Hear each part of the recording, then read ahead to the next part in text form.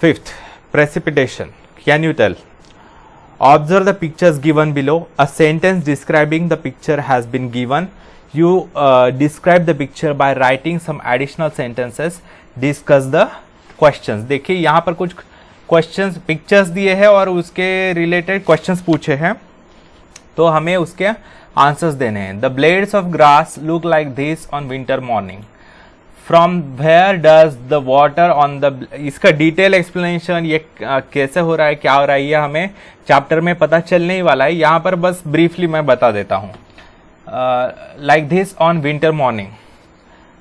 From where does the water on the blades of grass come. देखिए winter में क्या होता है, टेम्परेचर काफी कम होता है, ठंडा होता है, तो हवा में जो मॉइस्चर होता है वो जो है यहाँ पर जो ठंडे प्लेसेस होते हैं, ठंडे सरफेसेस होते हैं, वहां पर जमा हो जाता है, पानी के फॉर्म में जमा हो जाता है. तो ऐसे क्या कहते हैं उसे, ड्यू ड्रॉप्स कहते हैं, ड्यू ड्रॉप्स इन्हें. ठीक है. Snow is found everywhere in the winters in Kashmir. Why isn't snow found in our surrounding. Snow यानी जो सॉलिड फॉर्म में होते हैं, वाटर का जो वाटर वेपर जो सॉलिड फॉर्म में कन्वर्ट होती है बहुत लो टेम्परेचर और हायर अल्टीट्यूड्स में, वहां पर ऐसा होता है. तो क्या होता है, ये सॉलिड फॉर्म में गिरता है वाटर पार्टिकल्स, उसे बोलते हैं स्नो. तो ये कश्मीर में होता है, लेकिन हमारे यहाँ नहीं होता, क्योंकि कश्मीर में हाई अल्टीट्यूड है, पर्वत है, वहां पर ऊंचाई पर टेम्परेचर कम होता है, इसके कारण स्नोफॉल होता है. हमारे यहाँ ऊंचाई नहीं है उतनी, इसके कारण हमारे यहाँ रेनफॉल होता है. Generally, it rains between June and September in our region. How do the rain droplets form? देखिए रेन ड्रॉपलेट्स कैसे बनते हैं इसके बारे में डिटेल हमें आगे है, लेकिन वाटर वेपर जो है वो ऊपर चली जाती है हल्की होने के कारण. जब वो ऊपर जाती है तब ऊपर टेम्परेचर कम होता है, तब डस्ट पार्टिकल्स जो होते हैं हवा में, उन पर वो वाटर जो ड्रॉपलेट्स होते हैं वो चिपक जाते हैं और वो बड़े होते हैं, उस पर कंडेंस होकर बड़े हो जाते हैं और वो नीचे आते हैं वजन के कारण. In London there is fog like this till the afternoons in the winters. Why don't we have fog like this till afternoons in the winters in our region. देखिए लंदन में जो है फॉग होता है क्योंकि वहां पर कोल्ड टेम्परेचर होता है.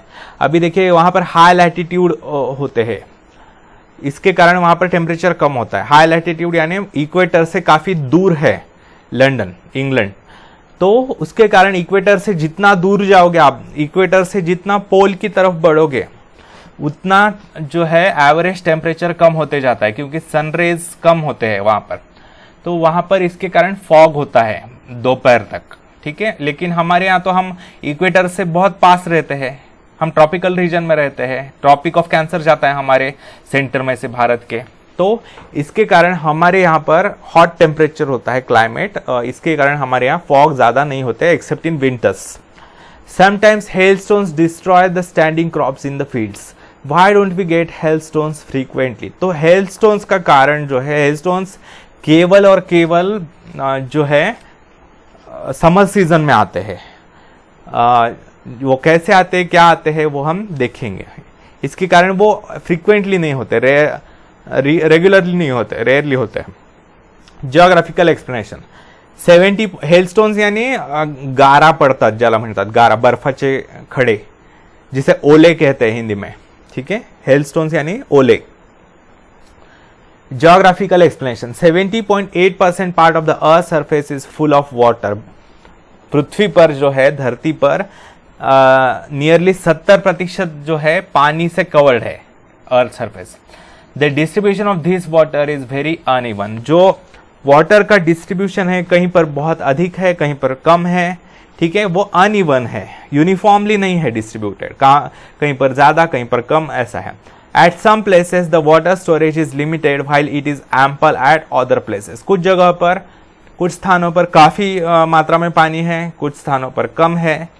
We see experience the different forms of condensation as shown in the pictures above and in figure 5.1. देखिए कंडेंसेशन यानी क्या, गैसियस फॉर्म से लिक्विड या सॉलिड फॉर्म में कन्वर्ट होना कम टेम्परेचर होने के कारण. ठीक है. उसे बोलते हैं कंडेंसेशन। कंडेंसेशन यानी गैसियस फॉर्म यानी वाटर वेपर का लिक्विड वाटर में या सॉलिड वाटर पार्टिकल्स में कन्वर्जन होना, उसे बोलते हैं कंडेंसेशन। तो कंडेंसेशन के कुछ फॉर्म्स दिए हैं, ये जो ऊपर दिए हैं वो सारे। तो these forms of condensation occur due to water vapour in the atmosphere. हवा में जो मॉइस्चर होता है, जो वाटर वेपर्स होते हैं, उनके कारण ये कंडेंसेशन होता है। ठीक है। As the atmospheric conditions change we see changes in the forms of condensation. जैसे एटमॉस्फेरिक कंडीशन बदलते जाती है वैसे वैसे हमें कंडेंसेशन के फॉर्म्स में, यानी कहीं पर स्नोफॉल होता है, कहीं पर फॉग आता है, कहीं पर रेनफॉल होता है, कहीं पर हेलस्टॉर्म्स आते हैं, ये सारे जो चेंजेस है क्योंकि वहां पर एटमॉस्फेयर अलग अलग होता है, उसके कारण ये अलग अलग फॉर्म्स होते हैं। On winter mornings we find dew in areas located at higher altitudes snowfall occurs while it rains in other places. देखिए विंटर मॉर्निंग्स पे जो है हमें पत्तों पर वगैरह जो है ड्रॉप्स दिखाई देते हैं, तो उन्हें कहते हैं ड्यू ड्रॉप्स, वो दिखाई देते हैं। ओस की बूंदे जिसे कहते हैं, शबनम की बूंदे। फिर हायर अल्टीट्यूड्स यानी ऊंचाई पर जो है स्नोफॉल होता है, ऊंचे पर्वतों पर वगैरह, हायर अल्टीट्यूड यानी हाइट पर। और बाकी जगहों पर जो है बारिश आती है। ठीक है। Some places experience dense fog while some experience hailstones suddenly and face crop destruction. कुछ जगहों पर, कुछ स्थानों पर जो है बारिश होती है, कुछ स्थानों पर बहुत घना कोहरा, कोहरा जिसे कहते हैं धुक पड़ता, धुक होता। और कुछ जगहों पर जो है हेलस्टोन्स आते हैं, यानी ओले गिरते हैं, गारा पड़ता। इसके कारण क्रॉप डिस्ट्रक्शन होता है। जब क्रॉप्स पर या फलों के पेड़ों पर ये हेलस्टोन्स पड़ते हैं, तब सारे पेड़ गिर जाते हैं, फल गिर जाते हैं, उसके कारण काफी नुकसान होता है किसानों का। Precipitation water falls in the solid और liquid state from the clouds to the ground. देखिए पानी जो है या तो लिक्विड स्टेट में आता है अर्थ पर, या सॉलिड स्टेट में आता है। ठीक है। Snow, hailstones, rainfall are the major forms of precipitation. See the images in figure 5.1। यहाँ पर जो इमेजेस दिए हैं उसके अलावा यहाँ पर देखिए ये स्नोफॉल है, ठीक है, ये फॉग है, ये हेलस्टोन्स है, ये रेनफॉल है। ठीक है। ये अलग अलग फॉर्म्स ऑफ प्रेसिपिटेशन और कंडेंसेशन है। Snow, when the temperature in the atmosphere falls below the freezing point, water vapor directly turns into snowflakes। देखिए जब टेम्परेचर हमारे एटमॉस्फेयर जो वातावरण होता है उसका टेम्परेचर फ्रीजिंग पॉइंट यानी 0 डिग्री से कम हो जाता है, तो वहां पर वाटर वेपर जो है, जो हवा में होती है, वो डायरेक्टली स्नोफ्लेक्स में, यानी स्नोफ्लेक्स होते छोटे छोटे पार्टिकल होते हैं स्नो के, तो उसमें कन्वर्ट हो जाता है। This is called sublimation. इस प्रोसेस को कहते हैं sublimation. Hence here the vapour in the form of gas transforms into solid snow. जो गैसेस फॉर्म में होता है वाटर वेपर, वो डायरेक्टली सॉलिड फॉर्म के स्नो में आता है, बीच की लिक्विड स्टेट आती ही नहीं है, डायरेक्ट सॉलिड फॉर्म में कन्वर्ट होता है। Precipitation in the form of solid particles of snow is known as snowfall. Solid particles के फॉर्म में जब प्रेसिपिटेशन होता है, प्रेसिपिटेशन यानी वाटर का नीचे आना अर्थ पर, चाहे वो रेनफॉल में हो, हेलस्टोन्स में हो, स्नोफॉल हो या कुछ भी हो, तो उसे बोलते हैं प्रेसिपिटेशन। ये हो गया फिजिकल प्रेसिपिटेशन, वाटर का प्रेसिपिटेशन। केमिकल प्रेसिपिटेशन मैंने आपको पिछले वीडियोस में बताया है। तो उसे जब स्नो के फॉर्म में आता है तब उसे बोलते हैं snowfall, हिमवर्षाव। In high latitudinal and temperate regions, snowfall occurs at the mean sea level, while in tropical areas, snowfall occurs at places located higher than the snow line altitude। यानी देखिए ये मैप देखिए, ये जो मैप है उन्होंने क्या कहा है, हाई लैटिट्यूड्स पर। ये देखिए ये है इक्वेटर, ये है 0 डिग्री लैटिट्यूड, उससे इक्वेटर से जैसे जैसे दूर जाएंगे हम वैसे वैसे लैटिट्यूड्स की वैल्यू बढ़ते जाती है। ये है 23 डिग्रीज 30 मिनट्स नॉर्थ, ये है 66 डिग्रीज 30 मिनट्स नॉर्थ। तो इक्वेटर से जैसे जैसे दूर जाएंगे वैसे वैसे लैटिट्यूड्स की वैल्यू बढ़ते जाती है। देखिए यहाँ पर इक्वेटर यहाँ पर 0 है 0 डिग्रीज, ये जो है 23 डिग्रीज 30 मिनट साउथ, यह है 66 डिग्रीज 30 मिनट साउथ। तो इक्वेटर से जैसे जैसे दूर जाते हैं वैसे वैसे लैटिट्यूड्स बढ़ते जाते हैं। तो उन्होंने क्या कहा है, हायर लैटिट्यूड्स में यानी ज्यादा लैटिट्यूडनल वैल्यूज जहां पर होती है वहां पर जो है स्नोफॉल होता है। या फिर ट्रॉपिकल रीजन्स में, ट्रॉपिकल रीजन किसे कहते हैं, ट्रॉपिकल रीजन दो ट्रॉपिक्स के बीच में जो रीजन होता है, ये है ट्रॉपिक ऑफ कैंसर। जो 23 डिग्री 30 मिनट्स नॉर्थ है वो है ट्रॉपिक ऑफ कैंसर, और 23 डिग्री 30 मिनट साउथ है वो है ट्रॉपिक ऑफ कैप्रिकॉन। तो इन दो ट्रॉपिक्स के बीच में जो रीजन होता है उसे कहते हैं ट्रॉपिकल रीजन। ये पूरा ट्रॉपिकल रीजन है यहां पर। तो उन्होंने क्या कहा है कि ट्रॉपिकल रीजन में अगर ऊंचाई ज्यादा है यानी पर्वत है कहीं पर ट्रॉपिकल रीजन में, तो वहां पर भी स्नोफॉल होता है। लेकिन नॉर्मल हाइट अगर है, अर्थ सरफेस पर अगर स्नोफॉल होना है तो उसके लिए हायर लैटिट्यूड्स यानी इक्वेटर से दूरी आवश्यक है। यानी टेम्परेट रीजन, टेम्परेट किसे कहते हैं, ये equator 23 degree 30 minutes north to 66 degree 30 minutes north, ये जो रीजन है 23 degree 30 minutes to 66 degrees 30 minutes, ये जो लैटिट्यूड्स है यहां से यहां साउथ में और यहां से यहां नॉर्थ में, इन रीजन्स को कहते हैं टेम्परेट रीजन्स। ठीक है। और ये जो है उसके ऊपर जो रीजन होता है, उसके बाद जो होता है 66 डिग्रीज 30 मिनट्स से पोल तक, ये जो रीजन है उसे कहते हैं पोलर रीजन या फ्रिजिड रीजन कहते हैं, फ्रिजिड। ये जो है ये भी फ्रिजिड रीजन या पोलर रीजन है। ये हो गया टेम्परेट रीजन और ये हो गया ट्रॉपिकल रीजन। तो उन्होंने क्या कहा है, हाई लैटिट्यूड्स में और टेम्परेट रीजन्स में स्नोफॉल होता है। ठीक है।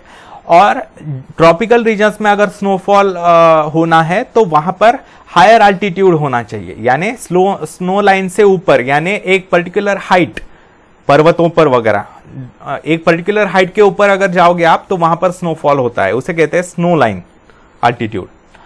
As snow is in the solid form, it does not flow like water. Snow जो है वो solid form में होता है तो वो पानी की तरह तो बहेगा नहीं। Layers of snow get deposited when the snow accumulates on a large scale, then the transport and communication system of that area collapses. बहुत से layers बनते हैं, एक के ऊपर के ऊपर एक जमा होने के बाद बहुत मोटे layers बनते हैं स्नो के। बहुत ज्यादा मात्रा में जब स्नोफॉल होता है तब वहां पर रस्तों पर ऐसे स्नोफॉल होता है तब वहां पर पहुंचना भी कठिन होता है, रास्ते ब्लॉक हो जाते हैं। फिर जो है ट्रांसपोर्ट कम्युनिकेशन भी, मोबाइल फोन्स का कॉल करना कठिन हो जाता है, टीवी कनेक्शन में प्रॉब्लम आता है। आपको पता होगा डीटीएच जब हेवी रेनफॉल चल रहा होता है, जब बारिश चल रही होती है हेवी, तब डीटीएच का कनेक्शन भी बंद हो जाता है, टीवी दिखना बंद हो जाता है। तो ऐसे है। People living in those regions have to protect themselves from frostbite. Frostbite यानी क्या, अगर आप बहुत देर तक आपका कोई ऑर्गन, आपका बॉडी का कोई पार्ट, समझ लीजिए आप स्नो में अगर बहुत देर तक चल रहे हैं, नंगे पैरों से चल रहे हैं आप बिना शूज के, तो क्या होगा, आपके पैरों में ठंड लग जाएगी। वो तो ठीक है, लेकिन आप वैसे ही कंटिन्यू करते हैं स्नो में पैर रखना बहुत देर तक, तो आपके उंगलियों में, आपके पैरों का ब्लड जो है वो फ्रीज होना शुरू हो जाएगा और आपकी जो उंगलियां हैं वो अकड़ जाएंगी पूरी और रेड कलर की हो जाएंगी, वहां पर जो है ब्लड पूरा फ्रीज हो जाएगा। तो उसे बोलते हैं फ्रॉस्ट बाइट, शीतदंश। तो उसे बाद में फिर से गर्म करना पड़ता है और वो काफी हार्मफुल होता है बॉडी के लिए, तो उसे रोकने के लिए गर्म शूज वगैरह लगते हैं। When the snow melts, the region gets water. जब वो स्नोफॉल गिरा हुआ होता है, जब वो स्नो मेल्ट हो जाता है तब उस रीजन को पानी मिलता है। Do you know snow capped mountains and frozen lake, there is a difference between ice and snow. देखिए आइस और स्नो में फर्क होता है, बर्फ में और हिम। आइस यानी बर्फ, स्नो यानी हिम। हिम और बर्फ, आइस और स्नो में दोनों में फर्क होता है। क्या अंतर होता है? आइस जो होता है वो देखते हैं, in areas located at higher altitudes and higher latitudes where the temperatures are below 0 degrees Celsius, precipitation occurs in the form of snow। जहां पर हायर लैटिट्यूड्स है यानी टेम्परेट रीजन है अगर, और टेम्परेचर या फिर हायर अल्टीट्यूड है यानी हाइट ज्यादा है, तो टेम्परेचर 0 डिग्री से कम होता है, तो वहां पर प्रेसिपिटेशन जो है वो स्नो के फॉर्म में होता है। Snow is friable and opaque. Snow जो होता है वो ओपेक होता है यानी ट्रांसपेरेंट नहीं होता। आइस जो होता है, जो प्योर वाटर का, प्योर पानी से बना हुआ जो आइस होता है वो ट्रांसपेरेंट होता है, उससे आर पार देखा जा सकता है। लेकिन स्नो जो होता है वो व्हाइट कलर का होता है, ओपेक होता है। ओपेक यानी जो ट्रांसपेरेंट नहीं होता, वो अपारदर्शी। This snow accumulates in the form of layers on top of each other। ये एक दूसरे के ऊपर जमा होते जाता है। Because of the pressure from the upper layers, the lower layers of the snow become homogeneous, massive and transparent। जब बहुत मोटे मोटे लेयर्स बनने लगते हैं स्नो के एक दूसरे के ऊपर, तब ऊपर से वजन पड़ने लगता है, प्रेशर पड़ने लगता है, तब नीचे का स्नो जो है वो स्नो ब्लॉक्स में कन्वर्ट हो जाता है, एक होमोजीनियस और ट्रांसपेरेंट बन जाता है, तो वो जो है आइस में कन्वर्ट हो जाता है। जब प्रेशर दिया जाता है ऊपर से तब वो आइस में कन्वर्ट हो जाता है। Massive transparent snow formed in such a way is called ice. Ice मजबूत होता है, स्नो जो है वो मजबूत नहीं होता, वो उसमें पैर धस सकता है स्नो में, लेकिन आइस के ऊपर आइस में पैर धसता नहीं है, उस पे से फिसलता है।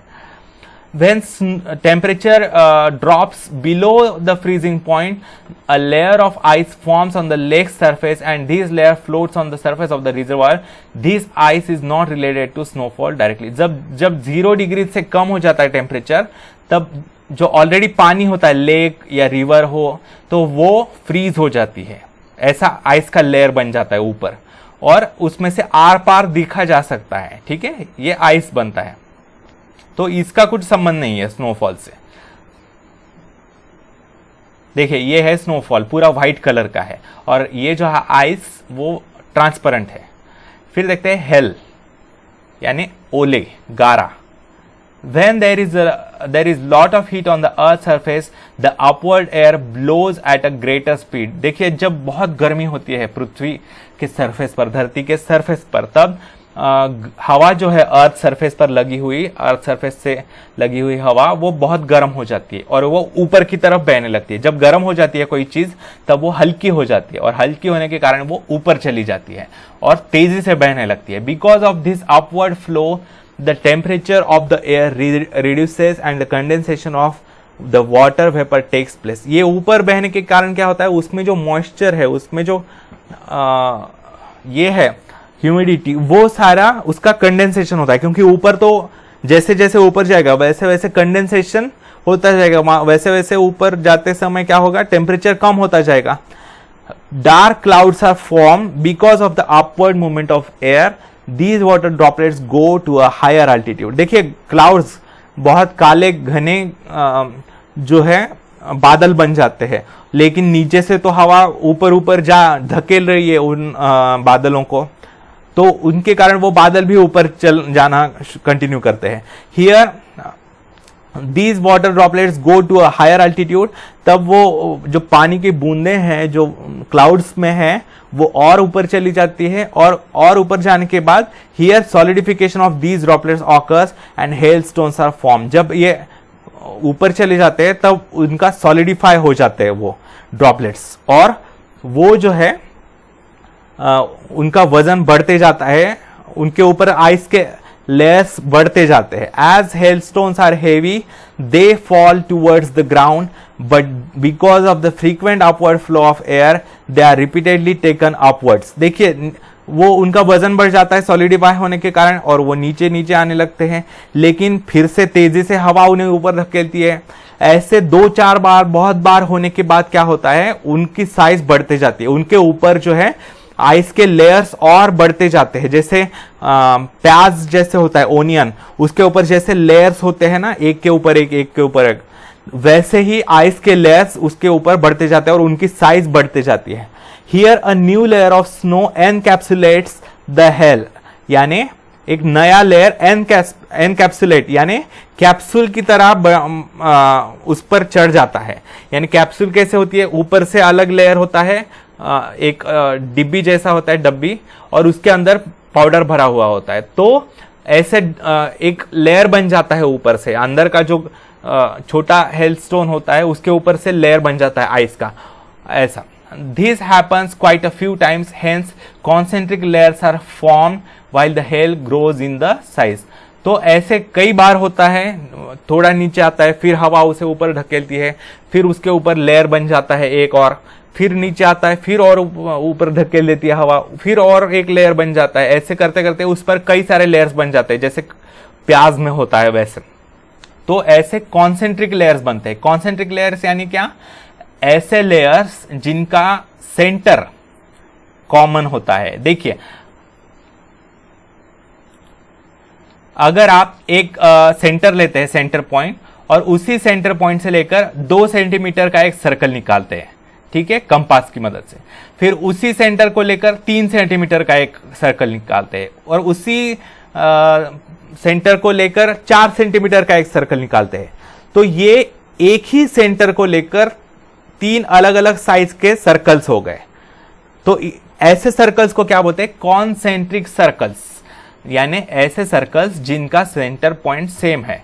तो कॉन्सेंट्रिक लेयर्स यानी क्या, ऐसे लेयर्स ऑफ आइस जिनका सेंटर पॉइंट एक है, यानी एक ही पॉइंट पर बहुत से लेयर्स जमा हो जाते हैं आइस के। इससे जो छोटा कंकड़ होता है, जिस एक पॉइंट के साइज इतना, वो बढ़ते बढ़ते एक बड़ा सर्कल या स्फीयर जैसा हो जाता है। ऐसे कई सारे गोले बन जाते हैं। These big heavy hailstones fall rapidly to the ground because of gravity, और ग्रेविटेशनल फोर्स जो होता है अर्थ का, उसके कारण वो नीचे आते हैं बहुत तेजी से। We call the precipitation of this type as hail showers, इन्हें हेल शॉवर्स कहते हैं। बिकॉज ऑफ हेल क्रॉप्स में get destroyed and loss of life and property also अकर। बहुत तेजी से अगर हेल शॉवर हो रहा है तो खेती का तो नुकसान होता ही है, लेकिन हमारे जान का भी खतरा होता है, ठीक है, जान भी जा सकती है। सिर पर अगर बहुत लगते हैं ओले तो उसमें जान भी जा सकती है, और प्रॉपर्टी का भी नुकसान हो सकता है। We use a raincoat for umbrella to protect ourselves from rainfall. Rainfall से बचने के लिए हम रेनकोट यूज करते हैं या छतरी यूज करते हैं। What will you use to protect yourself from severe hailstorms? तो इससे बचने का एक ही तरीका है, अपने घर में रहना, पक्के घर में, ठीक है, किसी छत के नीचे रुकना, ठीक है, तभी हम बच सकते हैं। खुले में अगर आप खड़े हैं और आपके ऊपर बहुत हेलस्टॉर्म्स गिर रहे हैं तो आप शायद आपको काफी हार्म हो सकता है। Hails occur in summers in India. Summers में जनरली हेल्स होते हैं Africa, India, Africa and some parts of south east Asia. Hails do not occur in equatorial areas because of the heat in the atmosphere. देखिए, equatorial areas में generally hailstones नहीं गिरते, क्योंकि वहां पर ऊपर के अल्टीट्यूड, ज्यादा हाइट पर भी जनरली बहुत टेम्परेचर होता है, इसके कारण वहां पर हेलस्टोन्स नहीं बनते। Hails do not occur in cold zones because of lack of upward flow. और hailstones जो होते हैं वो कोल्ड जोन्स में यानी टेम्परेट जोन्स में भी नहीं होता। क्योंकि वहां पर गर्म हवा होती ही नहीं। आपको हवा गर्म होनी चाहिए ना, फिर वो ऊपर की तरफ बहेगी तेजी से, लेकिन हवा गर्म ही नहीं होती तो वो ऊपर की तरफ बहेगी ही नहीं तेजी से, तो हेलस्टोन्स बनेंगे ही नहीं, ठीक है। अगर आपको कुछ कंफ्यूजन हो रहा है ये समझने में तो फिर से आप थोड़ा रिवाइंड करके देख सकते हैं। Try this, let us make rain. Gather the following materials, a vertical glass container with metal lead, nail, hammer, hot water, ice cubes and handful of salts. ये सामान साहित्य लेना है। मेटेलिक ढक्कन वाले एक ग्लास का कंटेनर लेना है, हैमर लेना है, नेल यानी कील लेनी है, गर्म पानी लेना है, और फिर आइस क्यूब्स लेने हैं और थोड़ा सॉल्ट लेना है। Take the container with the metal lid, metal lid वाला, मेटल के ढक्कन वाला एक कंटेनर लेना है, रिमूव द लीड, उसका ढक्कन निकालना है, hit the lid on the upper side at a number of points with a nail on the hammer, take care that the lid does not get any holes because of this. देखिए ऐसा एक metallic ढक्कन वाला लेना है, उस पर उसका ढक्कन निकाल कर जो है ऊपर से कीला लेकर उस पर हल्के से ठोकना है, कई बार ठोकना है, लेकिन ये केयर करनी है कि उसे छेद ना पड़े, सिर्फ ऐसे गड्ढे पड़े, ठीक है, हल्के हल्के गड्ढे पड़े, नीचे जो है अंदर की जो साइड है वहां पर ऐसे पॉइंटेड सरफेस बनने चाहिए, ठीक है, ऐसा बनाना चाहिए, होल नहीं होने देना है। Fill 1/3 of the container with steamed water not boiled, जिस ऐसा पानी भरना है फिर उसके बाद 1/3 कंटेनर में कि जो स्टीम्ड वाटर हो, जिससे भाप निकलती रही हो, ठीक है। Now put the lid on the container and close it tightly, उस पर ढक्कन टाइटली लगा देना है और बिल्कुल भाप बाहर नहीं जाने देनी। Take care that the steam in the container should not go out. On the lid put ice cubes, handful of rock salt and little water. तो उस पर ये टाइट लगाने के बाद उसकी भाप उसके अंदर ही जो कैद हो जाएगी, और ऊपर जो है बर्फ और आइस और सॉल्ट का मिक्सचर, क्रश्ड आइस और सॉल्ट का मिक्सचर रखना है उसके ऊपर। ये क्यों करना है? क्रश्ड आइस और सॉल्ट, आपने अगर देखा होगा जो मटका कुल्फी होती है, मटके वाली कुल्फी, उसमें नीचे अगर आपने देखा होगा तो ये मिक्सचर डाला जाता है, आइस और सॉल्ट का मिक्सचर। तो इसका फायदा क्या है? जब आइस और सॉल्ट मिक्स किए जाते हैं, देखिए आइस का टेम्परेचर तो 0 डिग्रीज होता है, लेकिन आइस और सॉल्ट जब मिक्स किए जाते हैं तब 0 डिग्री से भी काफी नीचे गिर जाता है टेम्परेचर, -10 तक आ जाता है टेम्परेचर, और वो बहुत लंबे समय तक बर्फ टिकता है, यानी वो जल्दी मेल्ट नहीं होता। तो इसके लिए टेम्परेचर को गिराने के लिए आइस और सॉल्ट का मिक्सचर रखना है और उसे रखना है। Observe the container, experience rain, note it may take 10 to 15 minutes for rain to occur. देखिए क्या होगा, ये भाप जो है ऊपर आएगी, इस लीड को टच होगी, यहाँ पर ठंडा होने के कारण वो जो है वाटर में कन्वर्ट हो जाएगी, और ये जो पॉइंटेड सरफेसेस हमने जो बनाए थे कीले की मदद से, वहां पर वो चिपक जाएंगे रेन के ड्रॉपलेट्स, और वो भारी होकर जब पूरे भारी हो जाएंगे तब वो बड़े ड्रॉपलेट्स की मदद से वो नीचे गिरेंगे। तो ऐसे कुछ सरफेस लगता है, जो वाटर होता है उसे कंडेंस होने के लिए, यानी वाटर वेपर जो होती है उसे कंडेंस होने के लिए, वाटर ड्रॉपलेट्स में कन्वर्ट होने के लिए, उन्हें एक शेप आने के लिए कोई सरफेस लगता है, ठीक है। तो वो पॉइंटेड सरफेस देता है उसे अवेलेबल करवा के। Geographical explanation, as the vapour in the container is light it travels upwards. भाप तो हल्की होती है, उसके कारण वो ऊपर की तरफ मूव होती है। As the lid is tightly close the vapour can not escape. ढक्कन टाइट ले लगाया हुआ है, इसके कारण वेपर बाहर नहीं जा सकती। Because of the ice cubes above the lid, condensation of the water vapours occurs, consequently water droplets formed from the vapor accumulate on the inner side of the lead। तो देखिए क्या होता है, कंडेंसेशन हो जाता है ऊपर आइस क्यूब्स होने के कारण, तो वो वेपर जो है वाटर में कन्वर्ट हो जाती है, और वो जो ड्रॉपलेट्स है वो जो ढक्कन का इनर साइड है जहां पर पॉइंटेड सरफेसेस बनाए हुए हैं, वहां पर अगर आपने पॉइंटेड सरफेस नहीं बनाए तो वो ड्रॉपलेट्स जो है ढक्कन को ही चिपके हुए रहेंगे, वो नीचे गिरेंगे नहीं, वो पॉइंटेड सरफेस के कारण वो वहां पर चिपक कर नीचे गिरते हैं, ठीक है। Inner side of the lid, because of the punches on the lid these droplets gather together on the end fall down as drops during rainfall. Similar process happens in the atmosphere on a large scale. जब rainfall होता है तो ऐसी ही process होती है। जो surface होता है एटमॉस्फेयर में तो ऐसा पॉइंटेड सरफेस नहीं होता, यानी पॉइंटेड लीड ढक्कन नहीं होता, तो वहां पर कौन सा चीज एक्ट करती है सरफेस की तरह? तो वहां पर डस्ट पार्टिकल्स जो होते हैं हवा में वो एक्ट करते हैं, उनके ऊपर वाटर वेपर कंडेंस होती है और वो ड्रॉप बनते हैं और वो नीचे चले आते हैं। Rainfall, we generally get water in the form of rainfall. The temperature of the air with water vapour reduces when it goes higher. जैसे जैसे वाटर वेपर ऊपर की हाइट पर चली जाती है तब क्या होता है, टेम्परेचर कम होते जाता है। Condensation of water vapour occurs, तो वाटर वेपर कन्वर्ट हो जाती है पानी में। Clouds form when the condense water droplets and dust particles accumulate, जब डस्ट पार्टिकल्स की मदद से वाटर ड्रॉपलेट्स एक्यूमुलेट होते हैं तब क्लाउड्स बनते हैं, बादल बनते हैं। The water droplets increase in size, धीरे धीरे उनकी साइज बढ़ते जाती है। When they cannot float in the air anymore because of their weight, they come down as rainfall. जब उनको अपना वजन नहीं झेल पाते, वो ग्रेविटी के कारण वो अपना वजन नहीं झेल पाते, तब वो रेनफॉल की तरह फॉर्म में नीचे चले आते हैं। Convectional rainfall, in equatorial areas the surface gets heated because of the sun's heat and the air near it also gets heated. देखिए इक्वेटोरियल एरियाज में, यानी इक्वेटर जहां पर होता है वहां पर, ठीक है, जहां पर इक्वेटर, यहां से इक्वेटर जाता है, तो इक्वेटर के पास सन रेज सीधे गिरते हैं। इसके कारण क्या होता है, वहां पर टेम्परेचर ज्यादा होता है, तो उसके कारण सूर्य के उस हीट के कारण क्या होता है, अर्थ सरफेस के पास जो एयर है वो भी गर्म हो जाती है। As it gets heated, it spreads and becomes lighter and moves upwards. जब वो हवा हल्की हो जाती है हीट के कारण, तब वो ऊपर की तरफ मूव होने लगती है। The air cools down when it goes upwards. जैसे जैसे वो ऊपर की दिशा में बढ़ती है वैसे वैसे टेम्परेचर कम होते जाता है, ठंडी हो जाती है वो।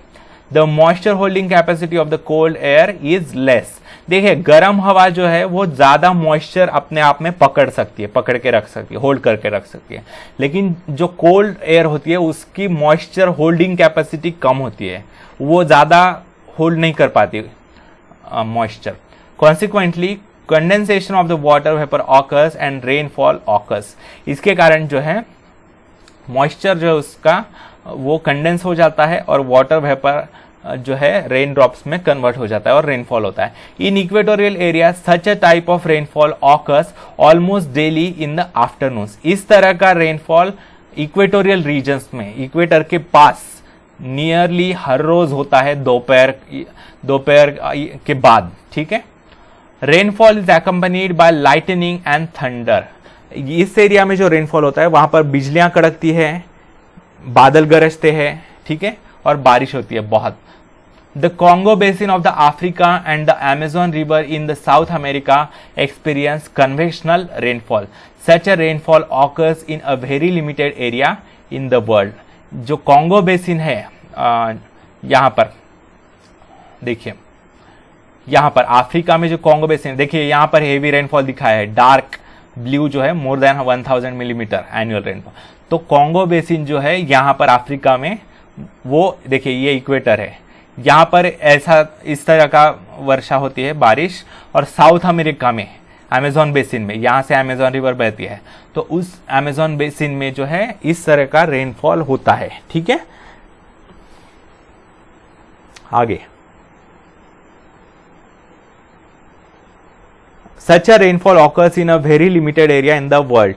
ऐसा रेनफॉल, इस तरह का रेनफॉल काफी कम जगहों पर होता है, ठीक है। देखिए इस तरीके से ये हवा, ये अर्थ सरफेस है, सन के कारण, सोलर हीट के कारण ये हवा हल्की हो गई, ऊपर की तरफ जा रही है, ऊपर जैसे जा रही है वैसे वो ठंडी हो रही है, ठंडी होने के कारण वो कंडेंस हो रही है, उसका मॉइस्चर बादल बन रहे हैं और वो रेन ड्रॉप्स में कन्वर्ट होके तेजी से नीचे आ रहा है, ठीक है। इस तरीके से इसे बोलते हैं कन्वेक्शनल रेनफॉल। कन्वेक्शन यानी फ्लो ऑफ मटेरियल, जो हीट फ्लो होता है अगर मटेरियल के फ्लो के साथ होता है तो उसे बोलते हैं कन्वेक्शन। जैसे कन्वेक्शन ओवन होता है, अगर आपको पता हो तो। Think about it, because of the convectional process such type of rainfall occurs in the afternoon in equatorial areas, but why doesn't it rain in afternoons in the oceanic areas of equatorial belt? इनका ये पूछना है कि convectional rainfall जो है, जहां पर equator है, इक्वेटोरियल एरियाज में जहां पर धरती है, जहां पर जमीन है, वहां पर तो होता है कन्वेक्शनल रेनफॉल, लेकिन वही इक्वेटोरियल एरियाज में, ओशियंस में, समुद्रों में क्यों नहीं होता? यहां पर ये तो इक्वेटोरियल एरिया है, लेकिन समुद्री एरिया में क्यों नहीं होता है ऐसा कन्वेक्शनल रेनफॉल, ये पूछा है। तो आपको ये याद रखना पड़ेगा बेसिक थिंग कि कन्वेक्शनल रेनफॉल होने के लिए जमीन चाहिए। जमीन क्यों चाहिए? क्योंकि जब जमीन गर्म होगी, देखिए पानी ज्यादा गर्म नहीं होता तेजी से, जमीन ज्यादा गर्म होती है तेजी से और तेजी से ठंडी होती है। पानी धीरे धीरे गर्म होता है, धीरे धीरे ठंडा होता है। तो यहां पर जमीन होती है, जब सन रेज पड़ते हैं तब तेजी से गर्म हो जाती है, तो उसके ऊपर की हवा जो है चिपकी हुई धरती से वो भी गर्म हो जाती है और वो ऊपर चली जाती है। लेकिन यहां गर्म होने के लिए धरती है ही नहीं, जमीन है ही नहीं, तो या इसके ऊपर जो हवा है वो इतनी गर्म होती ही नहीं कि वो हल्की होकर ऊपर चली जाए। ठीक है, इसके कारण ओशियंस में, जो इक्वेटोरियल रीजन में जो ओशियंस है वहां पर इतना ज्यादा ये है कन्वेक्शनल रेनफॉल नहीं होता। ठीक है, I hope you understand. Orographic rainfall, winds coming from lakes or seas are moisture laden. They are obstructed by the high mountain ranges coming in their way. देखिए समुद्र से जो हवाएं आती है जमीन की तरफ, उनमें मॉइस्चर होता है, ऑफ कोर्स होगा, क्योंकि समुद्र का पानी सोलर हीट के कारण वो मॉइस्चर बन जाता है, स्टीम में कन्वर्ट हो जाता है, और वो जब जमीन की तरफ आता है तब वो क्लाउड्स बनते हैं उसके। जब वो क्लाउड्स, अगर रास्ते में ऐसा माउंटेन दिखाई देता है, यानी रास्ते में अगर माउंटेन लगता है, पर्वत लगता है कोई, तो वो क्लाउड्स वहां पर अटक जाते हैं, फंस जाते हैं, रुक जाते हैं। माउंटेन के हाइट के कारण वो क्लाउड्स वहीं पर अटक जाते हैं। तो they start going upward through the slope of the mountains. Mountains के साथ वो थोड़ा ऊपर जाने लगते हैं। The temperature of these winds drop and condensation occurs and rainfall takes place. देखिए क्या होता है, माउंटेन के आसपास तो बहुत बर्फ होता है, ठंड होती है, तो इसके कारण ऑलरेडी वो ठंडे हो जाते हैं क्लाउड्स, और ऊपर जाने के कारण भी ठंडे होते जाते हैं। तो इसके कारण ठंडा होने के बाद माउंटेन के इस साइड पर जो क्लाउड्स होते हैं वहां पर बारिश होती है काफी ज्यादा। ठीक है, तो इस तरह के बारिश को ओरोग्राफिक रेनफॉल कहते हैं। देखिए, टेक्स प्लेस दस because of obstruction of the mountains this type of rainfall occurs. जो रेनफॉल ऑब्स्ट्रक्शन ऑफ माउंटेन्स के कारण होता है, माउंटेन पर्वतों के रुकावट के कारण जो रेनफॉल होते हैं, उन्हें क्या कहते हैं? Orographic rainfall. The windward side of the mountains get more rain, amount of vapor in the air reduces after crossing the mountain and the moisture holding capacity of the air increases. The leeward side of the mountain gets lesser rainfall and hence this area is identified as rain shadow area. See figure 5.5a and b. देखिए, समझ लीजिए यहां पर कोई lake है या सी है या रिवर है। ठीक है, यहां पर थोड़ी सी जमीन है और यहां पर माउंटेन है। ठीक है, तो यहां पर माउंटेन होने के कारण क्या होता है कि ये जो क्लाउड्स है वो यहां पर अटक जाते हैं, रुक जाते हैं, और यहां पर बहुत बारिश होती है यहां पर इस साइड में। ठीक है, सारा जो पानी होता है वो यहीं पर ड्रेन कर देते हैं वो क्लाउड्स। ठीक है, बाद में पानी जब उनका कम होता है, काफी कम होता है, तब वो हल्के हो जाते हैं और माउंटेन्स को पार करके वो दूसरी तरफ जाते हैं, और दूसरी तरफ थोड़े से इस डिस्टेंस तक उसमें कोई भी पानी नहीं होता, कुछ नहीं होता। क्यों? इसके कारण इस रीजन में क्या होता है? रेन शैडो एरिया होता है, यानी ऐसा रीजन जहां पर रेन काफी कम होता है। रेन शैडो एरिया, शैडो यानी सोलर शैडो एरिया, यानी जहां पर सन रेज नहीं पहुंच पाते। रेन शैडो एरिया यानी जहां पर रेन नहीं गिरता ज्यादा। तो ये जो है रेन शैडो एरिया होता है लीवर्ड साइड, म्हणजे पलीकडची बाजू, जो दूसरी तरफ की साइड होती है उसे कहते हैं लीवर्ड साइड। विंडवर्ड साइड, जहां से विंड आता है वहां पर बारिश ज्यादा होती है, बहुत ज्यादा होती है। लेकिन लीवर्ड साइड यानी दूसरी साइड जो होती है वहां पर काफी कम बारिश होती है, उसको कहते हैं, ये जो होता है रेन शैडो रीजन कहते हैं उसे। और आगे बढ़ने के बाद उसमें थोड़ा मॉइस्चर आ जाता है और आगे थोड़ा सा बारिश होती है। ठीक है, the effect of monsoon rainfall is important when we think of the Indian subcontinent. देखिए, हमारे देश में तो मॉनसून के कारण, मॉनसून विंड्स के कारण जो है रेनफॉल होता है पूरे देश भर में। We have studied this in the previous standard. The rainfall occurring in India because of these winds is orographic type rainfall. देखिए भारत में जो वर्षा होती है मुख्यतः वो ओरोग्राफिक रेनफॉल होता है। कैसे, मैं बताता हूँ। देखिए ये है हमारा प्यारा भारत, ये जो मैप है। अभी देखिए यहाँ पर पूरा हिमालय माउंटेन रेंज है। ये जो है हिमालय माउंटेन रेंज है, दुनिया की सबसे ऊंची माउंटेन रेंज, ठीक है। तो क्या होता है मॉनसून सीजन में यानी जून वगैरह में समुद्र से यहाँ से जो है मॉनसून विंड्स, मॉइस्चर होल्डिंग जो विंड्स होते हैं वो यहाँ पर आ जाते हैं, यहाँ पर ऐसे। और यहाँ पर हिमालय माउंटेन होता है, इसके कारण क्या होता है, ये जो मॉइस्चर वाले विंड्स होते हैं जो क्लाउड्स में कन्वर्ट हो जाते हैं वो हिमालय माउंटेन के कारण यहीं पर रुक जाते हैं और यहाँ पर सारा ड्रेन कर देते हैं, यहाँ पर सारी बारिश होती है, ठीक है। तो भारत पर बारिश होने में हिमालय माउंटेन का काफी महत्वपूर्ण रोल है। तो ये जो रीजन है ये विंडवर्ड साइड है, यहाँ पर बारिश होती है। और ये जो साइड है, ये जो तिब्बत है, तिब्बत का रीजन, वहां पर लीवर्ड साइड है, यानी यहाँ पर रेन शैडो रीजन है, रेन शैडो रीजन, यानी यहाँ पर बारिश बहुत कम होती है। तो यहाँ पर जो है डेजर्ट जैसा रीजन है, ठीक है, तिब्बत में। उसी तरीके से देखिए ये जो है यहाँ पर वेस्टर्न घाट माउंटेन रेंज है, ये हिमालय से कम ऊंची है लेकिन है ऊंची। तो यहाँ पर वेस्टर्न घाट है यानी सह्याद्री माउंटेन रेंज है, यहाँ पर थोड़ा हाइट दिखाई दे रहा है। तो जो यहाँ से मॉनसून विंड्स आते हैं तो यहाँ पर थोड़े से रुक जाते हैं वो, यहाँ पर सह्याद्री माउंटेन रेंज के कारण। इसके कारण ये जो रीजन है कोस्टल रीजन, कोंकण जिसे कहते हैं, कोंकण रीजन में बहुत भारी बारिश होती है, बहुत। लेकिन ये जो रीजन है यहाँ पर, ये जो रीजन है यहाँ रेन शैडो रीजन है, तो यहाँ पर ज्यादा बारिश नहीं होती। बाद में यहाँ तक मॉइस्चर आ जाता है उनमें और बाद में फिर से यहाँ पर रेन होता है। लेकिन हमारा यानी जो मेनली मराठवाड़ा रीजन है वहाँ पर रेन शैडो रीजन है, ठीक है। तो ये वेस्टर्न घाट के कारण मराठवाड़ा रीजन में रेन शैडो रीजन है। आपको याद होगा अगर आपने न्यूज़ वगैरह पढ़े होंगी तो मराठवाड़ा रीजन में काफ़ी कम बारिश होती है और वहाँ पर बहुत पानी का समस्या होता है, ठीक है।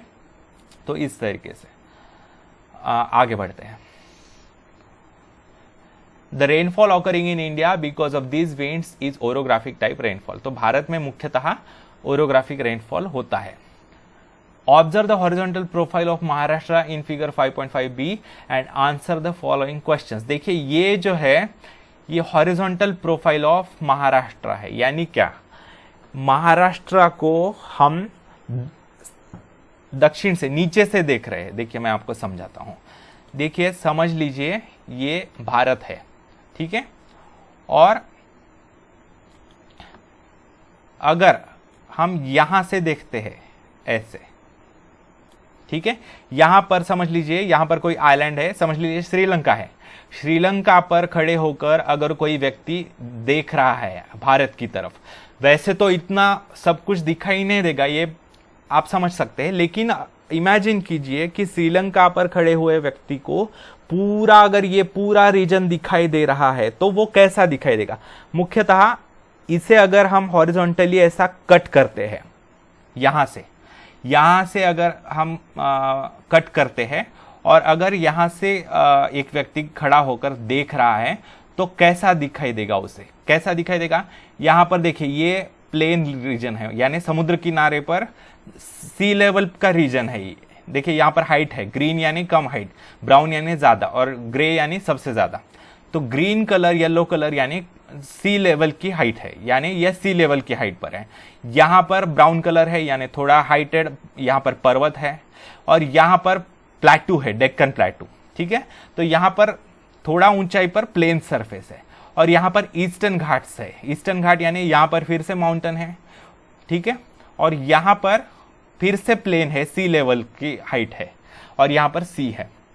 तो देखिए हम ये इमेजिन कर रहे हैं, यहाँ पर खड़े होकर देख रहे हैं ये कट करने के बाद, तो कैसा दिखाई देगा। लेफ्ट, एक्सट्रीम लेफ्ट में थोड़ा सी होगा, समुद्र होगा, बाद में थोड़ा सा समुद्र लेवल सी लेवल पर जमीन होगी, यहाँ पर ऊंचाई पर पर्वत होगा, और पर्वत से थोड़ा नीचे लेकिन थोड़ा हाइट पर यहाँ पर जमीन होगी। ठीक है, ऐसा दिखाई देगा। तो अभी देखिए यही हम यहाँ पर देखते हैं। देखिए यहाँ पर देखिए, अभी हम देख रहे हैं तो देखिए यहाँ पर अरेबियन सी है, ये अरबी समुद्र, तो यहाँ पर ये कोकण है ये, और ये है सह्याद्री हिल्स वेस्टर्न घाट। ठीक है, ये हो गया महाराष्ट्र, यहाँ पर समझ लीजिए ये औरंगाबाद है, समझ लीजिए। यहाँ पर आगे ये है विदर्भ, नागपुर वगैरह यहाँ पर है। ठीक है, यहाँ पर समझ लीजिए महाराष्ट्र समाप्त हुआ, और ये छत्तीसगढ़ है, ये ओडिशा है, और यहाँ पर आगे समुद्र बे ऑफ बंगाल है, वो नहीं दिखाई दे रहा। ठीक है, तो ये है horizontal profile of Maharashtra. I think, आशा करता हूं आपको समझा होगा। तो इस तरीके से, तो इसकी तरफ देखकर हमें जो नीचे प्रश्न पूछे गए हैं उसके आंसर्स देने हैं। ठीक है, देखते हैं। What type of rainfall occurs इन महाराष्ट्र? महाराष्ट्र में मुख्यतः कौन से टाइप का रेनफॉल होता है, ये पूछा है। तो कौन से टाइप का रेनफॉल होता है? मुख्यतः ओरोग्राफिक रेनफॉल। ऑफ कोर्स देखिए यहाँ पर ओरोग्राफिक रेनफॉल हो रहा है। ठीक है, यहां पर भी ओरोग्राफिक रेनफॉल। आगे,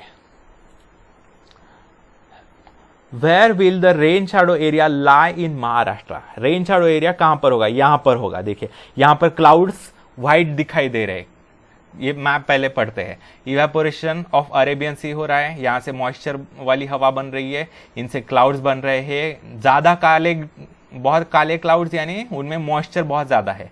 increase in altitude less moisture holding capacity, यहाँ पर हाइट बढ़ जाती है तो उनकी जो पानी की बूंदे है उनका वजन भी बढ़ जाता है, तो ये यहाँ पर बारिश होती है। फिर ईस्ट वर्ड आने के बाद decrease in altitude increase in moisture holding capacity, यहाँ पर हाइट कम हो जाती है, नीचे आ जाते हैं क्लाउड्स, लेकिन उनमें मॉइस्चर खत्म हो चुका है उनमें, लेकिन मॉइस्चर एब्सॉर्ब करने की कैपेसिटी बढ़ चुकी है। इस लेवल पर उनमें मॉइस्चर नहीं है, तो यहाँ पर जो है रेन शैडो रीजन होगा। ये जो है मराठवाड़ा रीजन है मुख्यतः। तो यहाँ पर बाद में फिर से काले हो रहे हैं बादल, यानी यहाँ पर फिर से मॉइस्चर एब्सॉर्ब कर रहा है। देखिए यहाँ पर नदियां वगैरह है, गोदावरी नदी है, कृष्णा नदी, भीमा नदी, उनसे मॉइस्चर एब्सॉर्ब करते हैं। आपको लगेगा यहाँ पर तो समुद्र नहीं है तो कहाँ से मॉइस्चर, तो यहाँ पर नदियों से आता है। ठीक है, तो ये फिर से काले बन रहे हैं बादल, यानी ज्यादा मॉइस्चर है उनमें, और फिर से यहाँ पर बारिश हो रही है। ठीक है, आगे तो इस रीजन, रेन शैडो रीजन कहाँ पर है? मराठवाड़ा रीजन में है मुख्यतः, मध्य Maharashtra, central Maharashtra, Marathwada region. Considering the figure estimate the rainfall of your district, ये आपको अपने अपने डिस्ट्रिक्ट के अनुसार इंटरनेट पर इंफॉर्मेशन मिल जाएगी। आप गूगल पर डाल दीजिए कि जो आपका जैसे औरंगाबाद डिस्ट्रिक्ट एवरेज रेनफॉल, ऐसा टाइप करके आप देख सकते हैं। ठीक है, तो नेक्स्ट है साइक्लोनिक रेनफॉल, यानी चक्रवात, यानी जो है तूफान होता है जो सर्कुलर मूव करता है, उसके कारण जो रेनफॉल होता है उसे कहते हैं cyclonic rainfall. Cyclonic rainfall, cyclone is the specific air formation when the pressure at an area is less than the surrounding regions. देखिए साइक्लोन कैसे बनता है, अगर इस पॉइंट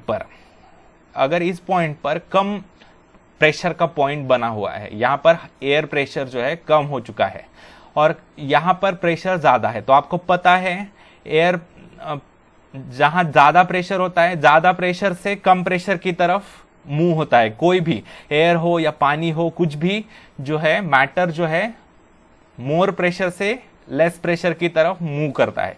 तो यहाँ पर कम प्रेशर है, यहाँ ज्यादा प्रेशर है, तो यहां से सेंटर की तरफ वो साइक्लिक मूव करने लगता है, बवंडर बनने लगता है। ठीक है, ऐसा साइक्लिक मूव करते करते वो सेंटर की तरफ हवा तेजी से मूव करने लगती है। ठीक है, दिस इज कॉल्ड साइक्लोन, इसे चक्रवात कहते हैं। चक्रवात, वात यानी हवा, चक्र यानी साइकिल, चक्रवात यानी cyclic movement of air. Air from the surrounding region comes towards the center of the cyclone and starts moving upwards. तो क्या होता है, ऐसे जो है नीचे साइड से धीरे धीरे नीचे की तरफ सेंटर की तरफ आती है हवा, और यहाँ आने के बाद, सेंटर में आने के बाद हवा फिर से ऊपर मूव करने लगती है, ऊपर की तरफ, ऊपरी दिशा में। As it rises, the temperature of the air reduces, condensation occurs and rainfall takes place।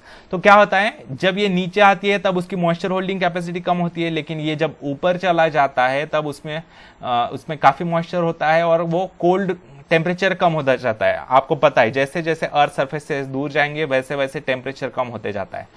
तो टेम्परेचर जैसे जैसे कम होते जाता है वैसे वैसे उसकी मॉइस्चर होल्डिंग कैपेसिटी भी कम होते जाती है। जब एक हद से, एक लिमिट से ऊपर चला जाता है तब वो अपने खुद में जो होल्ड किया हुआ मॉइस्चर है वो सारा बारिश के रूप में नीचे गिरा देते हैं।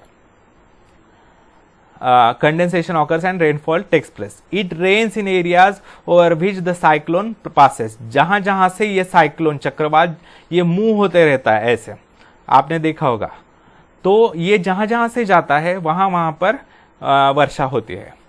Cyclonic rainfall occurs more in temperate zones and cyclones area is also quite extensive। देखिए साइक्लोनिक रेन कहां पर होता है मुख्यतः, तो टेम्परेट रीजन्स में होता है। टेम्परेट रीजन्स यानी कौन सा, ये 23 डिग्री 30 मिनट्स से लेकर 66 डिग्री 30 मिनट्स, ये जो रीजन है इसे बोलते हैं टेम्परेट रीजन। चाहे नॉर्थ में हो या साउथ में हो, इन दोनों रीजन्स को टेम्परेट रीजन कहते हैं। तो इन रीजन्स में मुख्यतः जो है साइक्लोनिक रेनफॉल होता है। यहाँ पर बहुत साइक्लोन्स आते हैं, बहुत बड़े बड़े साइक्लोन्स होते हैं, और जैसे जैसे इक्वेटर से दूर चले जाओगे आप वैसे वैसे साइक्लोन्स की साइज और उनकी तीव्रता भी बढ़ते जाती है, उनकी इंटेंसिटी भी बढ़ते जाती है। Comparatively cyclonic rainfall occurring in tropical regions is limited in extent and it is stormy in nature. उसके कंपैरिजन में जो टेम्परेट रीजन होते हैं उसके कंपैरिजन में जो ट्रॉपिकल रीजन्स होते हैं, यानी दो ट्रॉपिक्स के बीच में जो रीजन्स होते हैं वहां पर साइक्लोन्स इतने बड़े नहीं आते, और यहाँ पर जो बारिश आती है साइक्लोन्स के कारण वो स्टॉर्मी होती है, यानी तूफानी बारिश होती है, काफी नुकसान होता है, बिजलियां कड़कती है वगैरह। ठीक है, there is certainty in the convectional rainfall occurring in the equatorial areas. जो इक्वेटोरियल एरियाज में जो कन्वेक्शनल रेनफॉल होता है, ये हमने पिछले वीडियो में देखा है, कन्वेक्शनल रेनफॉल जो इक्वेटोरियल एरियाज में होता है उसमें सर्टेनिटी होती है, यानी वो पक्का होता है कि नियरली हर रोज दोपहर के बाद वो बारिश होती ही है इक्वेटोरियल एरियाज में। तो ये पक्का टाइम टेबल की तरह डिसाइडेड होता है कि हर रोज दोपहर के बाद यहाँ इस रीजन्स में, ट्रॉपिकल रीजन्स में, इक्वेटोरियल रीजन्स में बारिश होनी ही है, तो वो सर्टन है, पक्का है। ठीक है, comparatively the orographic and cyclonic rainfalls are less certain. लेकिन ओरोग्राफिक रेनफॉल और साइक्लोनिक रेनफॉल जो होते हैं वो इतना पक्का नहीं होता, वो कभी भी आ सकते हैं, कितनी भी मात्रा में आ सकते हैं।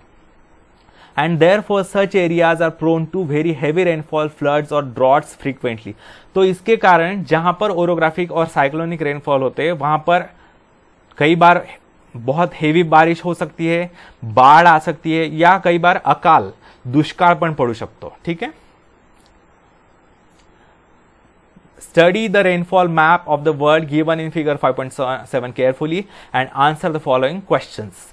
Which region experiences more rainfall. देखिए इस मैप में देखकर हमें बोलना है कौन से रीजन में मुख्यतः ज्यादा बारिश हो रही है। देखिए यहां पर इक्वेटोरियल रीजन्स में, या ये ट्रॉपिकल रीजन्स, दो ट्रॉपिक्स के बीच में जो रीजन है यहां पर मुख्यतः बहुत बारिश हो रही है। कि देखिए यहां पर सबसे लाइट शेड है लेस देन 500, मीडियम शेड है 500 to 1000 mm, जो डार्केस्ट शेड है वो more than 1000 millimetre annual rainfall है। ठीक है, तो यहां पर मुख्यतः ट्रॉपिकल रीजन्स में सबसे ज्यादा बारिश हो रही है। ठीक है, what is the reason for low rainfall in the central peninsular India. देखिए यहां पर थोड़ा कम बारिश दिख रही है। यहां पर सेंट्रल पेनिनसुला किसे कहते हैं, पेनिनसुला यानी ऐसा रीजन जिसके ऐसी जमीन जिसके तीन साइड में समुद्र है। ये देखिए ये साउथ इंडिया जो है, ये यहाँ पर अरेबियन सी है, यहाँ पर इंडियन ओशियन है और यहाँ पर बे ऑफ बंगाल है, तो तीन साइड से समुद्र से घिरा हुआ है। तो ये हो गया पेनिनसुला, इंडियन पेनिनसुला। ठीक है, अगर यहाँ पर देखेंगे तो ये है कोरियन पेनिनसुला, ये है कोरिया देश, तो ये भी तीन साइड से पानी से घिरा हुआ है। जो जो भूमि तीन साइड से पानी से घिरी हुई होती है उसे कहते हैं पेनिनसुला। तो इन्होंने क्या पूछा है, सेंट्रल पेनिनसुलर रीजन में बारिश क्यों कम हो रही है। देखिए यहाँ पर फेंट लाइट शेड है, तो यहाँ पर कम बारिश है। ऐसा क्यों है, क्योंकि यहाँ पर वेस्टर्न घाट है, ठीक है। देखिए इस मैप में मैं बता रहा हूँ, इस रीजन में कम बारिश दिखाई दे रही है। क्यों, क्योंकि यहाँ पर वेस्टर्न घाट है, यहाँ पर सह्याद्री माउंटेन है। तो यहाँ पर जो यहाँ से जो आ रहा है मॉनसून, वो यहीं पर रुक रहा है और यहाँ पर सारा वो ड्रेन कर दे रहा है अपना रेन जो है। तो इसके कारण इस रीजन में रेन शैडो रीजन बन रहा है, ठीक है।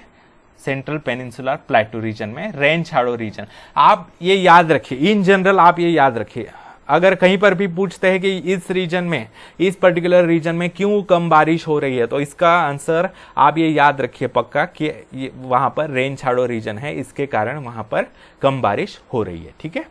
Why does the eastern part of the Central African continent gets less rainfall than the western part despite its location close to the equator? देखिए इन्होंने ये पूछा है अफ्रीकन कॉन्टिनेंट के ईस्टर्न पार्ट में, पूर्व दिशा में बारिश क्यों कम हो रही है, लेकिन वेस्ट में तो ज्यादा है, लेकिन ईस्ट में क्यों कम हो रही है, although it is near to the equator.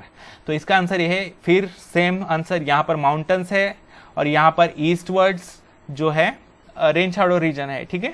इसके कारण यहां पर कम बारिश है। फिर आगे next, why does the amount of high rainfall in the western part of the European continent reduces in the eastern part. फिर से क्वेश्चन जो है इसका सेम आंसर है। देखिए ये यूरोप है, ये ईस्टर्न यूरोप है, यहां पर कम बारिश है, यहां पर ये वेस्टर्न यूरोप है, ठीक है। यहां पर ज्यादा बारिश दिखाई दे रही है, तो इसका क्या कारण है, यहां पर जो है माउंटेन रेंज है यहां पर, इसके कारण ये जो रीजन है ईस्टर्न यूरोप का, वहां पर रेन शैडो रीजन है। सेम रीजन आप याद रखिए। फिर why is the rainfall more only in the eastern coast of Australia. ये पूछा है कि ऑस्ट्रेलिया के पूर्व किनारे में, coastal region, eastern coastal region में ही बारिश क्यों ज्यादा है, ये पूछा है। इसका ये कारण है कि यहां पर ईस्टर्न ट्रेड विंड्स है। ट्रेड विंड्स यानी क्या होते हैं, ऐसे विंड्स जो दिन के समय जो है समुद्र से जमीन की तरफ बहते हैं और रात के समय जमीन से समुद्र की तरफ बहते हैं, उन्हें कहते हैं ट्रेड विंड्स। ट्रेड विंड्स क्यों कहते हैं उन्हें, क्योंकि जो मेडिवियल पीरियड था, पुराने समय में जो जहाज चलते थे वो हवाओं से चलते थे, यानी इंजन का तो खोज नहीं हुई थी। इंजन की खोज होने से पहले उनमें हवा भरकर, बहुत बड़े कपड़े बांधते थे उन्हें और उनमें हवा भर के वो चलती थी।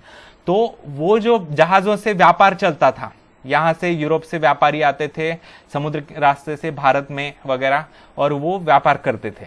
तो व्यापार यानी ट्रेड, और ट्रेड जो विंड्स की मदद से होता था उन्हें कहते हैं ट्रेड विंड्स। जिन विंड्स की मदद से ट्रेड विंड होता है उन्हें कहते हैं ट्रेड विंड्स। तो ये जो ईस्टर्न ट्रेड विंड्स है, ये ईस्टर्न क्या होता है, दिन के समय यहां से समुद्र से जमीन की तरफ जो है बहते हैं हवाएं, तो उन्हें कहते हैं ईस्टर्न ट्रेड विंड्स। तो उनके कारण यहां पर बारिश होती है, ठीक है। आगे, Why are the areas of high rainfall situated in tropical areas? Tropical areas में हाई रेनफॉल के एरियाज क्यों सिचुएटेड है, ये पूछा। क्योंकि यहाँ पर जो है कन्वेक्शनल रेनफॉल होता है, हमने देखा है पिछले वीडियो में यहाँ पर, ठीक है। हर रोज बारिश होती है वहां पर दोपहर के बाद, इसके कारण इक्वेटोरियल या ट्रॉपिकल रीजन में जो है ज्यादा बारिश होती है। The factors which affect the amount of rainfall in a region are the amount of water vapor in the atmosphere, air pressure and temperature. किन चीजों पर, एक जगह पर जो बारिश हो रही है किसी स्थान पर, तो वो किन चीजों पर डिपेंडेंट होता है कि यहाँ पर कितनी बारिश होगी, कितनी अमाउंट में बारिश होगी, कब होगी, ये किन चीजों पर डिपेंडेंट होता है। Amount of water vapour in the atmosphere, वहां के एटमॉस्फेयर में, वहां के वातावरण में कितनी मात्रा में वाटर वेपर प्रेजेंट है वो। फिर एयर प्रेशर, वहां का एयर प्रेशर कितना है, एटमॉस्फेरिक प्रेशर। फिर टेम्परेचर, वहां का टेम्परेचर कितना है, उन पर ये, इन चीजों पर ये डिपेंडेंट करता है। फिर और भी बाकी बातें होती है, जैसे the topography and the latitudinal position of a place also affects it's rainfall. Topography यानी जमीन की रचना। अभी देखिए जमीन की रचना कैसे मैटर करती है। यहाँ पर हमने देखा, यहाँ पर पर्वत है, पर्वत आ रहा है तो यहाँ पर इस साइड में ज़्यादा बारिश होगी, पर्वत के उस साइड में कम बारिश होगी। तो ये टोपोग्राफी यानी जमीन की रचना पर भी बारिश डिपेंडेंट है, ठीक है। फिर लैटिट्यूडनल एक्सटेंट यानी कौन सा लैटिट्यूड में वो जगह सिचुएटेड है। अगर इक्वेटर के पास है, लैटिट्यूड यानी ये हॉरिजॉन्टल लाइंस इमेजिनरी, तो अगर इक्वेटर के पास है तो ज्यादा बारिश होगी, इक्वेटर से दूर जाओगे तो कम बारिश होगी, ठीक है। उस पर रेनफॉल डिपेंडेंट होता है, ठीक है। रेन गेज देखिए, the instrument that is used to measure rainfall is called rain gauge. ऐसा इंस्ट्रूमेंट जिसकी मदद से रेनफॉल कितना हुआ है वो गिना जाता है, उसे कहते हैं रेन गेज। ये डेफिनेशन है। See figure 5.8, the funnel that is used in the rain gauge has a specific diameter. देखिए इस तरीके का रेन गेज होता है। ये जो है एक माउंट होता है, ये स्पेलिंग मिस्टेक है, माउंट MOUNT होना चाहिए, D नहीं होना चाहिए। माउंट यानी ऊंचा सरफेस जिस पर ये रखा है, उसकी हाइट होती है 30 सेंटीमीटर। उसमें ये जो है बीकर की तरह स्ट्रक्चर जो है रखा जाता है। एक उसका जो डायमीटर है वो स्पेसिफिक होता है। उसमें एक फनेल रखा जाता है, उसका भी डायमीटर फिक्स होता है, ठीक है। उसमें फिर बाद में बॉटल रखी जाती है, वो उसमें सारा फनेल का पानी उसमें उतरता है, ठीक है। और वो पानी कलेक्ट करने के बाद वो इसमें डाला जाता है। एक मेजरिंग जार होता है जिसमें गिना जाता है। देखिए इसमें स्केल है, कितना mm है, ये हाइट मिलीमीटर्स में लिखी है। तो जितना mm ये चढ़ेगा पानी, उतना mm बारिश हुए, ऐसा कहा जाता है, ठीक है। देखिए आगे पता चलेगा आपको। The rain falling in this funnel is collected in a bottle fitted in the gauge. इसमें जो बारिश होती है फनेल में, वो एक बॉटल में कलेक्ट किया जाता है। The collected water is then measured with the help of measuring jar. Measuring jar की मदद से वो कलेक्ट किया हुआ पानी गिना जाता है।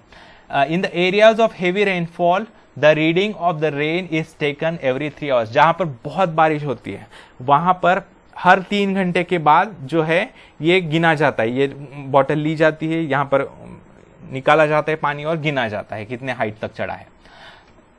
The measuring jar reads in millimetres. देखिए इसमें जो रीडिंग्स है वो मिलीमीटर्स में है हाइट, ठीक है। The gauge is kept in open ground on a 30 centimetre high flat mount, hence the rainfall is collected without any obstruction. See figure 5.8। ये जो है खुले में रखा जाता है, ये खुली जगह पर रखा जाता है। ये जो रेन गेज होता है 30 सेंटीमीटर हाइट पर, और उसमें रेन कलेक्ट होता है ताकि उसमें फ्रीली रेन गिर सके, बारिश हो सके। अगर किसी छत के नीचे या छत के किनारे रखोगे आप तो पूरा बारिश वहां पर गिरेगा नहीं, उसके कारण गलत रीडिंग आएगी, ठीक है। तो इस तरीके से गिना जाता है। देखिए, do you know how much of water does 1 millimetre of rain mean. अभी देखिए अगर आपको अंदाजा करना है कि 1 mm of rain, 1 millimetre rain गिरा है, यानी कितना हुआ है, कितना पानी गिरा है अर्थ पर, अगर वो अंदाजा करना है तो आप देखिए, if we do not let 1 millimetre of rain water move as run off, penetrate in the ground और evaporate, then how much water can be accumulated. अगर हम डिसाइड करते हैं कि 1 मिलीमीटर का जो रेन वाटर है, बारिश है, वो हम ना जमीन से बह जाने देते हैं दूसरी जगह पर, या जमीन में एब्सॉर्ब भी नहीं होने देते, या जमा होने के बाद इवेपोरेट भी नहीं होने देते, तो हम कितना पानी कलेक्ट कर सकते हैं देखते हैं। Let us understand this by an example. If 1 mm rainfall occurs over 1 square kilometer area, then we get 10 lakh liters of water from it. अगर 1 स्क्वायर किलोमीटर एरिया है, यानी एक स्क्वायर है जिसका लेंथ भी 1 किलोमीटर है, ब्रेड्थ भी 1 kilometre है, दोनों साइड्स 1 किलोमीटर वाला एक स्क्वायर है, तो उसका जो इतना एरिया होगा 1 स्क्वायर किलोमीटर, उस एरिया में अगर 1 mm रेनफॉल हुआ है, अगर ऐसा करते हैं, वो अगर पूरा कलेक्ट करते हैं हम, तो वो पानी होगा 10 लाख लीटर पानी होगा। इतना पानी होता है, यानी 1 mm ऑफ रेन जब होता है तब 10 लाख लीटर पानी 1 स्क्वायर किलोमीटर एरिया में गिरता है, ऐसा माना जाता है। B, how is rainfall measured, sorry snowfall measured. अभी देखिए रेनफॉल हमने देखा कैसे गिनते हैं, लेकिन स्नोफॉल, अगर स्नो गिरता है तो वो कैसे गिनता है। Snowfall can also be measured with the help of rain gauge, rain gauge की मदद से ही गिना जाता है। For this the container full of snow particles is heated carefully to melt the snow, then the water obtained is measured. देखिए क्या करते हैं, इसमें जो स्नो गिरता है वो बहुत केयरफुली हीट करवाया जाता है। देखिए अगर तेजी से हीट करोगे आप तो भाप बन जाएगी और गलत रीडिंग आएगी। धीरे धीरे धीरे धीरे गर्म किया जाता है और पूरा वो लिक्विड पानी में कन्वर्ट किया जाता है और वो पानी इसमें कलेक्ट करके गिना जाता है। Then the water obtained is measured. A layer of 120 mm of ice is equivalent to 10 mm of rainfall. अगर 120 मिलीमीटर ऑफ आइस या स्नोफॉल हुआ है ऐसा कहते हैं तो that is equivalent to 10 mm of rainfall, 10 millimetre of rainfall के बराबर होता है वो। फॉग, ड्यू एंड फ्रॉस्ट, अभी ये क्या है देखते हैं। When the condensation or solidification of the water vapor in the atmosphere occurs near the earth's surface, then we can see fog, dew और frost। देखिए अगर अर्थ सरफेस के पास काफी कोल्ड टेम्परेचर है अर्थ सरफेस पर, और अगर कंडेंसेशन ऑफ वाटर वेपर, हवा में जो वाटर वेपर है, मॉइस्चर है, उसका कंडेंसेशन और सॉलिडिफिकेशन, यानी एक तो लिक्विड फॉर्म में आता है या फिर सॉलिड फॉर्म में आता है, तो वो जो है कन्वर्ट होता है फॉग, ड्यू या फ्रॉस्ट में। The temperature of the layers of the air near the surface of the earth reduces. अगर अर्थ, देखिए हमने अभी तक क्या देखा था कि ऊपर अर्थ सरफेस से ऊपर ऊंचाई पर अगर जाता है तो टेम्परेचर कम होता है, उसके बाद कम होने के बाद वो वाटर में कन्वर्ट होकर रेनफॉल या स्नोफॉल होता है। लेकिन ये क्या कह रहे हैं कि अगर अर्थ सरफेस के पास ही अगर टेम्परेचर कम है बहुत, तो अर्थ सरफेस के पास ही वो मॉइस्चर जो है कन्वर्ट हो रहा है लिक्विड वाटर में या सॉलिड पार्टिकल्स में, तो उनसे फॉग, ड्यू या फ्रॉस्ट बनते हैं। The temperature of the layers of the air near the surface of the earth reduces. As temperature reduces, water vapor condenses. In this process, vapor turns into microscopic water particles and float in the air. क्या होता है, earth surface के पास temperature काफी कम है तो जो moisture है वो कन्वर्ट हो जाता है वाटर पार्टिकल्स में और हवा में तैरने लगता है, वो छोटे छोटे माइक्रोस्कोपिक पार्टिकल्स होते हैं। When the density of these droplets in the air increases, fog occurs. जब ऐसे ड्रॉपलेट्स, ऐसे पार्टिकल्स की डेंसिटी बढ़ जाती है हवा में, तब फॉग होता है, यानी कोहरा, म्हणजे धुकं ज्याला म्हणतात। When moisture laden air near the earth surface come into contact with very cold objects, condensation of vapor takes place. अगर समझ लीजिए ये मॉइस्चर वाली जो हवा है, मॉइस्चर कंटेनिंग एयर, अगर वो किसी कोल्ड ऑब्जेक्ट्स के पास आती है, आपको पता है कि विंटर सीजन में क्या होता है कि अगर आप देखेंगे कोई मेटेलिक सरफेस है, यानी लाइट के पोल्स होते हैं, ठीक है, वो उनके ऊपर जो है ड्रॉप्स पानी के दिखाई देते हैं सुबह सुबह, तो ऐसे जो सरफेसेस होते हैं वो काफी ठंडे हो जाते हैं, तो वहां पर उनके कांटेक्ट में जब ये मॉइस्चर वाली एयर आती है तो उनके ऊपर चिपक जाते हैं पानी के ड्रॉपलेट्स, ठीक है। They turn into very small water droplets. These water droplets stick to the surface of the cold objects. This is called dew. जो पत्ते होते हैं, लीव्स जो होते हैं ट्रीज के, वो भी कोल्ड होते हैं, उन पर भी ऐसे वाटर ड्रॉपलेट्स जमा होते हैं विंटर सीजन में। जो मेटल बॉडीज होती है जैसे लाइट के पोल्स वगैरह, उनके ऊपर भी ऐसे ड्रॉपलेट्स जमा होते हैं, उन्हें कहते हैं ड्यू, दव बिंदु, ओस की बूंदे, शबनम की बूंदे कहते हैं। If the temperature of the air is less than 0 degrees Celsius, the water droplets stuck to the surfaces of cold objects freeze. These frozen water droplet is called frost.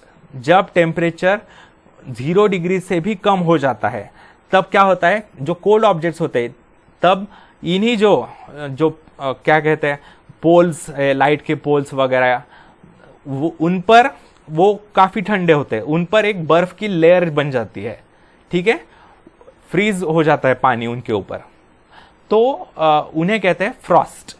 Due and frost occur on a large scale in winters. Dews और frost जो है वो काफी बड़ी मात्रा में winters में होते हैं मुख्यतः। Effects of precipitation. The main source of potable water available on the earth is precipitation. Precipitation के परिणाम क्या है? जो potable water यानी जो ड्रिंक पीने वाला पानी आता है, जो मीठा पानी होता है, उसका मुख्य सोर्स पृथ्वी पर जो है precipitation है. As excessive rainfall is destructive, so is the absence of rain. जब बहुत बारिश होती है तब भी वो विनाशकारी होती है, लेकिन जब बारिश बिल्कुल नहीं होती वो भी विनाशकारी होता है.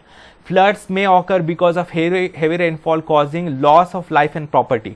बहुत जब बारिश होती है तब बाढ़ आती है, उसके कारण जीवन की हानि होती है, वित्त हानि होती है, यानी प्रॉपर्टी की हानि होती है. If precipitation does not take place then conditions of drought arise. अगर प्रेसिपिटेशन यानी बारिश या फिर स्नोफॉल या कुछ भी नहीं आता पानी नीचे, तो ड्रॉट यानी अकाल होता है, दुष्काळ पड़तो. There is a shortfall of food and food may have to be imported. अगर कुछ बारिश नहीं होगी तो क्या होगा? क्रॉप्स नहीं आएंगे खेती में, उसके कारण फूड प्रोडक्शन नहीं होगा और फूड हमें इंपोर्ट करना पड़ेगा. Farmers condition becomes grave. जो किसान होते हैं उनकी अवस्था बहुत बुरी हो जाती है. अ कंट्रीज इकोनॉमी गेट्स अफेक्टेड. और देश की अर्थव्यवस्था पर भी बुरा परिणाम होता है, क्योंकि बहुत सा खर्चा करना पड़ता है फूड इंपोर्ट करने में. ठीक है. Economy of an agrarian country like India is dependent on agriculture. Agrarian country यानी ऐसी कंट्री जहां पर एग्रीकल्चर मुख्य बिजनेस है लोगों का. एग्रीकल्चर यानी खेती जहां पर लोग करते हैं, बहुत से लोग, उन्हें कहते हैं agrarian country. Agriculture in India to a large extent is dependent on the monsoon. Bharat में जो खेती की जाती है वो मुख्यतः मॉनसून पर डिपेंडेंट होती है. Hence the rainfall in India is important to the whole country. इसके कारण भारत में बारिश होना काफी महत्वपूर्ण होता है पूरे देश के लिए. A good rainfall at the right time increases crop production while untimely rain can cause damage to the crops. सही समय पर सही मात्रा में वर्षा होना जो है क्रॉप प्रोडक्शन के लिए, अनाज के प्रोडक्शन के लिए अच्छा होता है. लेकिन अनटाइमली रेन यानी गलत समय पर अगर बारिश हो रही है तो वो क्रॉप्स जो है वो डैमेज कर देती है. The rainfall in India is quite erratic. Bharat में जो बारिश होती है वो इरेग्युलर है. कई इरेटिक यानी कभी भी आ सकती है, बता नहीं सकते, और कितनी भी आ सकती है. ज्यादा भी गिर सकता है, कम भी गिर सकता है, उसे बोलते हैं erratic. Visibility reduces because of highly dense fog. जो फॉग होता है, कोहरा जो होता है, धुकं जे असतं, उसके कारण विजिबिलिटी कम हो जाती है. आपने देखा होगा नॉर्थ इंडिया में वगैरह रेलवेज भी रुक जाती है, लेट हो जाती है, एरोप्लेन्स फ्लाइट्स भी लेट हो जाती है क्योंकि दिखाई ही नहीं देता. फिर रोडवेज पर भी धीरे धीरे गाड़ी फॉग लैंप्स यानी हेडलाइट चालू करके चलाने पड़ते हैं ताकि दूर तक दिखाई दे सामने वाले को, आने वाले को. It affects the means of transportation like roads, railways, waterways and the airways. तो इन सभी पर उसका प्रभाव पड़ता है. Accidents may take place in such conditions. तो ऐसे परिस्थिति में एक्सीडेंट्स भी हो सकते हैं. Trains, flights and other transport services may have to be cancelled. क्योंकि रनवे पर दिखाई ही नहीं दे रहा तो उसके कारण फ्लाइट्स तो उड़ ही नहीं पाएगी ना. रेलवेज भी नहीं दिखाई देता सामने. ट्रैक तो होते हैं लेकिन सामने अगर कोई प्रॉब्लम है तो दिखाई नहीं देता. Frost is harmful to crops and causes accident if spread on the road. Frost अगर है क्रॉप्स का नुकसान कर देता है, और काफी रोड जो है उसके ऊपर अगर फ्रॉस्ट जमा होता है तो वो काफी फिसलते हैं. गाड़ियां या फिर हम भी अगर चलते हैं तो फिसल कर गिर जाते हैं. आप देख सकते हैं एक्सीडेंट्स. आप ऐसे टाइप कीजिए यूट्यूब पर accidents due to frost, road accidents due to frost, तो आप देखेंगे कई सारे गाड़ियां ब्रेक ही नहीं लगते उसके ऊपर. बहुत संभल कर चलना पड़ता है. Fog and dew damage some crops by spreading diseases while it may be beneficial to some crops. Fog और dews जो होते हैं उसके कारण कुछ क्रॉप्स उनको नुकसान होता है, उनमें कई सारे डिसीजेस होते हैं, बीमारियां. लेकिन कुछ क्रॉप जैसे गेहूं अगर लेंगे आप तो उसको जो है ड्यू, फॉग ड्यू वगैरह अच्छा होता है. Acid rain because of air pollution in industrial areas. Various gases get mixed in the air. हमने देखा है पिछले चैप्टर में कि हवा में इंडस्ट्रीज में से, फैक्ट्रीज में से कई सारे हवा कार्बन डाइऑक्साइड छोड़ा जाता है, हाइड्रोजन सल्फाइड छोड़ा जाता है, तब वो हवा में मिक्स हो जाता है। Different acids are created when the water vapour in the air reacts chemically with these gases. जब ये गैसेस हवा में जो मिक्स हो जाते हैं, उनमें अगर रेन ड्रॉप आता है ऊपर से, तो उसमें ये गैसेस डिसॉल्व हो जाता है। कार्बन डाइऑक्साइड डिसॉल्व हो जाता है और कार्बोनिक एसिड बनता है उससे, हाइड्रोजन सल्फाइड मिक्स हो जाता है और सल्फ्यूरिक एसिड बन जाता है उससे।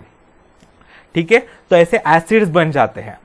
तो different acids are created when the water vapour in the air reacts chemically with these gases such as nitric acid, sulphuric acid et cetera. ठीक है, ये एसिड्स बनते हैं। Precipitation of water with dissolved acids reach the ground. जब ऐसा पानी आता है तो उससे उन्हें कहते हैं एसिड रेन कहते हैं।